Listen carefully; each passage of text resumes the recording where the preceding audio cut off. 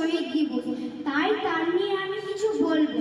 ক্ষুদিরাম বসু 1889 সালে 3রা ডিসেম্বর পশ্চিম মেদিনীপুর জেলায় জন্মগ্রহণ করেন। ক্ষুদিরাম বসু একজন ভারতীয় বাঙালি বিপ্লবী যিনি ব্রিটিশ শাসনের বিরুদ্ধে সংগ্রাম করেন। ক্ষুদিরাম বসু প্রফুল্ল চাকির সঙ্গে মিলে গাড়িতে ব্রিটিশ বিচারক ম্যাজিস্ট্রেট কিংসফোর্ড আছেন ভেবে তাকে গুপ্ত হত্যা করার জন্য বোমা ছুঁড়েছিলেন। কিংসফোর্ড অন্য একটা গাড়িতে বসেছিলেন, যে ঘটনার ফলে দুজন ব্রিটিশ মহিলার মৃত্যু হয়। প্রফুল্ল চাকি গ্রেপ্তারের আগে আত্মহত্যা করেন।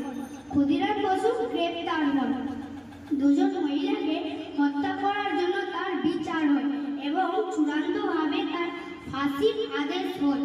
1908 সালে 11 আগস্ট 18 বছর বয়সে ভারতীয় কনিষ্ঠতম বিপ্লবী ক্ষুদিরাম বসুর ফাঁসি